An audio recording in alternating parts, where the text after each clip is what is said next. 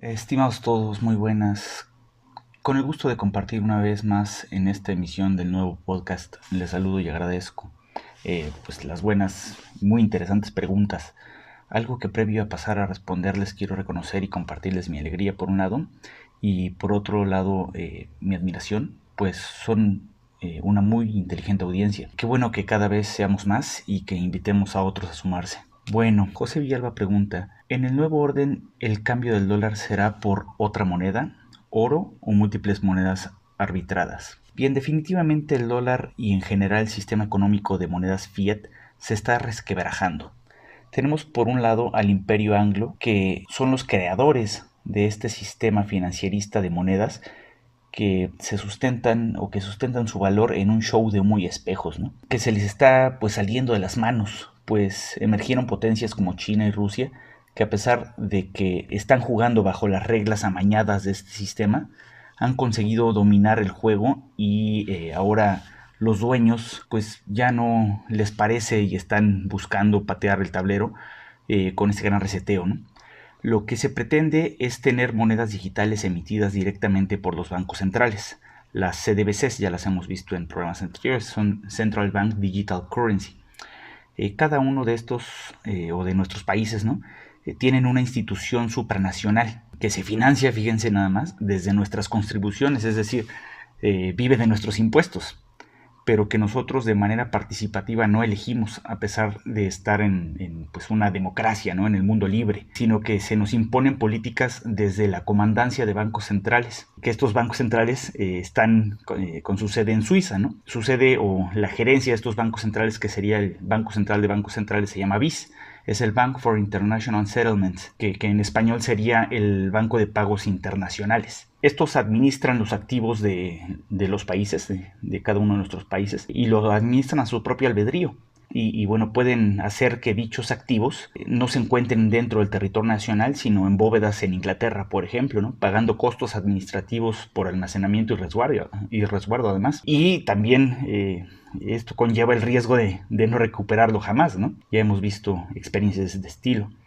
Pues bueno, estas entidades supranacionales pretenden instaurar un nuevo activo de intercambio comercial, es decir, una moneda, que por un lado ellos emitan, controlen, vigilen, escondan también, retengan y bueno, un largo etcétera. En ocasiones anteriores ya hemos comentado que esto supondría un control no solo de la masa monetaria, sino de nuestro dinero, o en parte hasta de nosotros mismos, pues tendrían absoluta visibilidad de nuestro consumo, de nuestra productividad, de nuestros gustos, de nuestro entorno, de nuestra capacidad de gasto, etcétera, ¿no?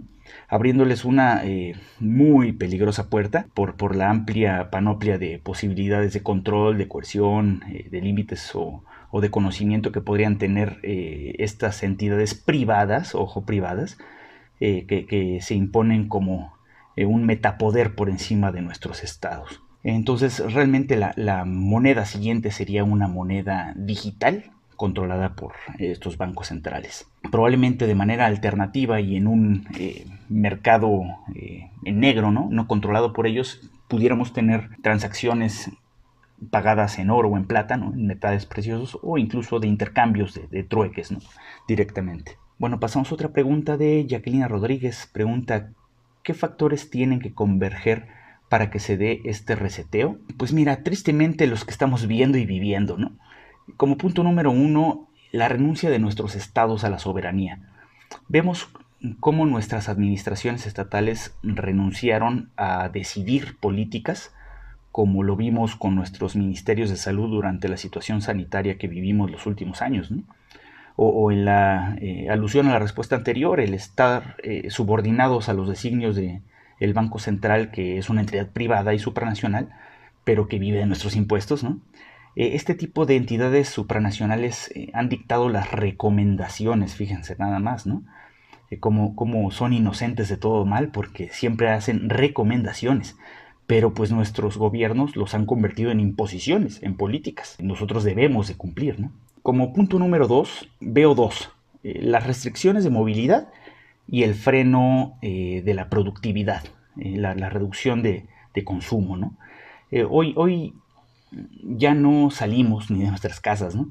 Esto trae de la mano la disminución de consumo y la concentración de mercado en las manos que pueden resistir, por un lado, o por otro lado, imponer las condiciones. Por ejemplo, Amazon se hizo de una amplísima cobertura logística, misma que veremos dentro de poco competirá contra empresas de paquetería como DHL o como FedEx, ¿no? Como punto número 3, la escasez artificial e inflación igualmente artificial, ¿no?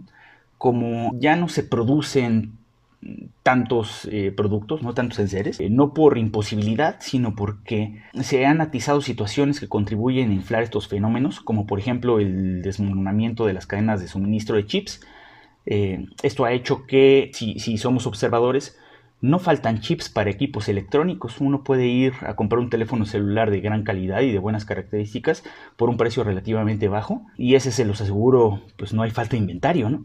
Pero un producto que lleva el mismo componente como los autos han subido su precio por la escasez de chips, ¿no? De semiconductores electrónicos. Como recuerdo cuando en Venezuela escaseaba el papel de baño, el papel sanitario, pero abundaba el papel de oficina, a pesar de que comparten la misma materia prima, ¿no? Entonces por eso les digo que es artificial esto. Otro punto que es convergente también es pues la guerra o la desestabilización de la paz, y pues esta la sufrimos en diferentes regiones, ¿no? Otra pregunta, José Villalba pregunta, ¿cómo será el aterrizaje de la economía de Estados Unidos con la caída del dólar? Bueno, a todos nos conviene que sea suave. Lamentablemente, como han coincidido varios pensadores, filósofos y hasta agentes de inteligencia como Herbert Meyer, cuando estos pronosticaron la caída de la URSS, de la Unión Soviética, y sus catastróficas consecuencias, pues también advirtieron sobre el momento de caída de Estados Unidos, ¿no? En ese momento existían dos bloques perfectamente definidos y expandidos o ampliados en lo que a cobertura se refiere.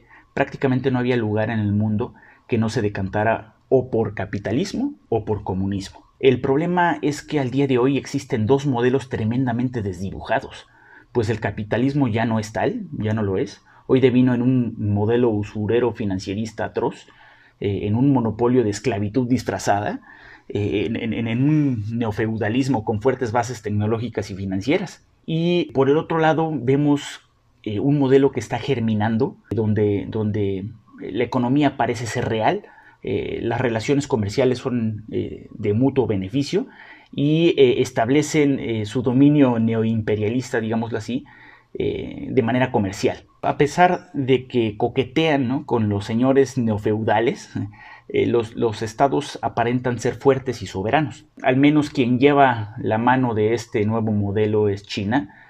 También tiene un muy efectivo control social, casi de distopía, basado en tecnología también, ¿no? Ahora hay que vivir para ver si la tentación o la desesperación del modelo que está muriendo no patea el tablero en una inmolación planetaria para evitar que el nuevo modelo germine, ¿no? Ana Gray pregunta, ¿se pudo vivir normalmente con el cobicho sin cuarentenas, cerrando negocios, etcétera? ¿Y por qué los países adoptaron estas medidas? Uf, claro, eh, pero pues bueno, el objetivo era para reducir la movilidad, la producción, el consumo, profundizar en el control social, en el control también de estas entidades supranacionales sobre los estados, ¿no?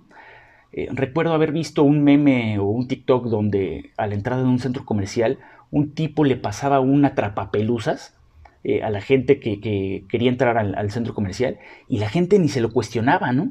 Iban caminando y abrían los brazos y se les pasaba este atrapapeluzas, ¿no? Actuaban pues casi por reflejo, agachando la cabeza de manera muy ovejuna. Pero pues, permítanme autodescartarme, pues mi opinión, a pesar de visualizar parte de la foto y con eso dar una perspectiva incompleta, pero pues al menos en una parte acertada, ¿no? Esta opinión no está autorizada al no ser una opinión certificada, ¿no?, en materia, como la podría tener una institución del tipo de la Universidad Johns Hopkins, a quien sí podríamos definir, ¿no?, o tomarla como un faro de luz y verdad, Pues recordemos que esta institución fue puesta por encima de todo Ministerio de Salud, de todos los gobiernos, ¿no? Y pues esta institución tiene a los grandes expertos, ¿no?, en salud pública, en enfermedades infecciosas y en preparación para emergencias, ¿verdad? Esta institución lleva el conteo de muertos y enfermos en esta crisis que hemos vivido.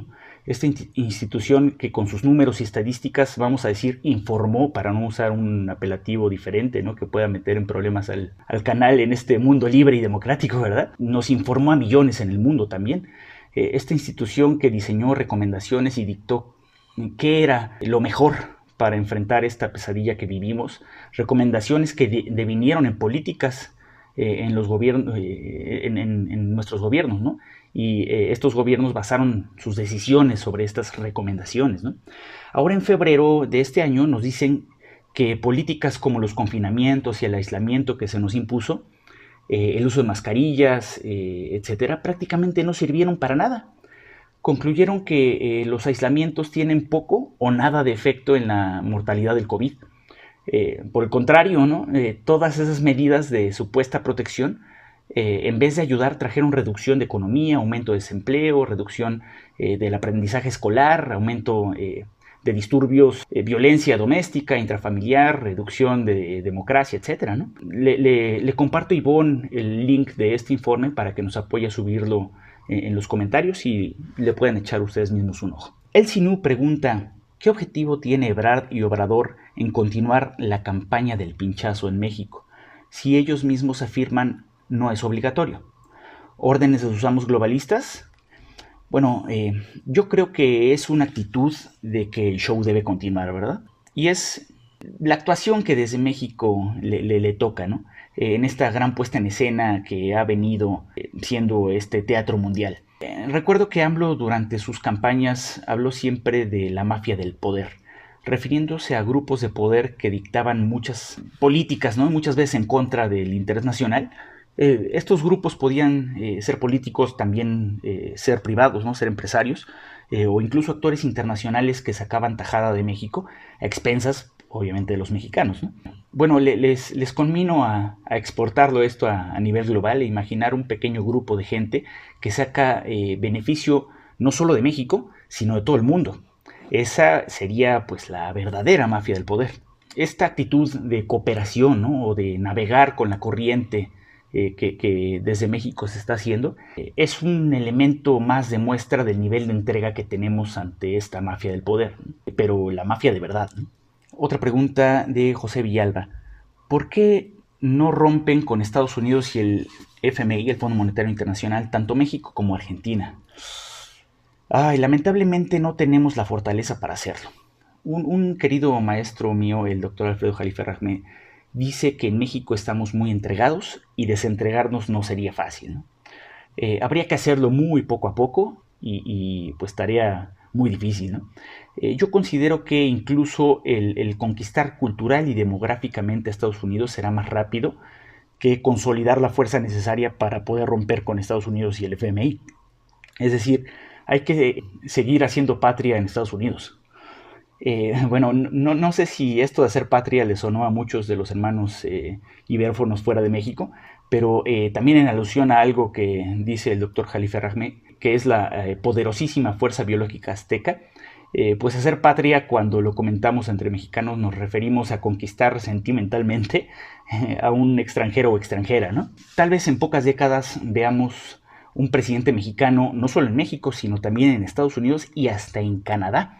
Ahí podremos romper con estas instituciones de expolio financiero disfrazadas de apoyo, ¿no?, y crear las nuestras propias que sean en beneficio de la región. Manuel Méndez pregunta: ¿no será que la diferencia es que Brasil tiene un principio de burguesía nacional y el resto de Sudamérica no, sacando los gobiernos de más izquierda? No sé, a lo mejor Ivonne y Marcelo nos pueden dar una mejor perspectiva. Yo, déjenme, les comparto, tengo mis reservas.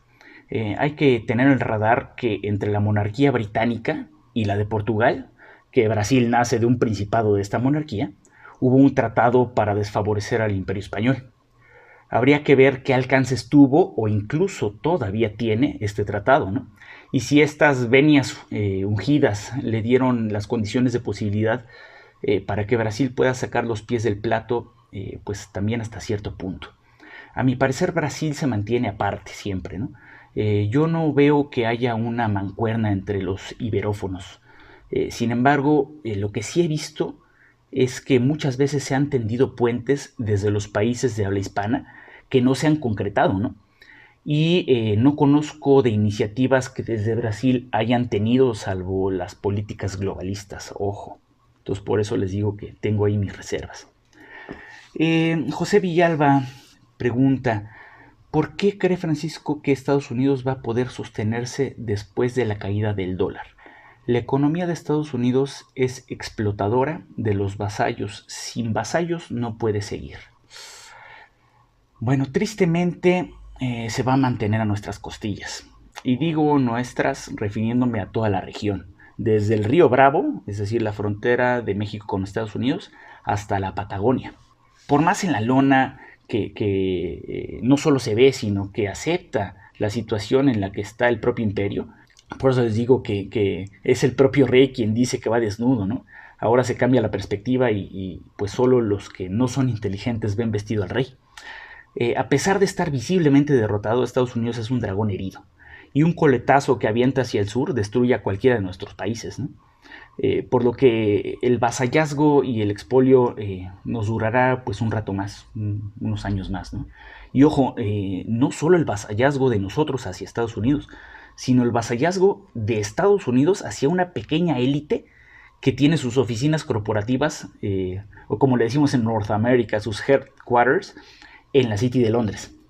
Si rompemos ese vínculo de vasallazgo, podremos jalar a Estados Unidos al camino del bien, ¿no? Manuel Méndez pregunta, ¿no se parece esto de Estados Unidos al mercantilismo del imperio español borbónico? Absolutamente. Comercio y contrabando, ¿no? Yo opino, como dice el presidente Andrés Manuel López Obrador, los borbones nos deben una disculpa, pero voy más allá. La disculpa nos la debe no solo a los mexicanos, sino a toda Iberoamérica, ¿no? Los Borbones renunciaron a la grandeza y trasladaron el poder del imperio más grande que vio el mundo a la corona británica. Idéntico que lo que hizo Estados Unidos con lo que fue el músculo militar y la moneda más fuerte. Estos sirvieron a la corona británica. Pues bueno, me despido con un mensaje de ánimo y de convocatoria a que compartan los contenidos del canal, que invitemos a que se sume cada vez más gente. De lo contrario, pues la gente seguirá pensando que el rey sigue vestido, ¿no? Espero que en estos días de reflexión les traigan pues un poco de descanso, también de reflexión, de toma de buenas decisiones, y pues me despido nada más mandándoles un abrazo fuerte para todos.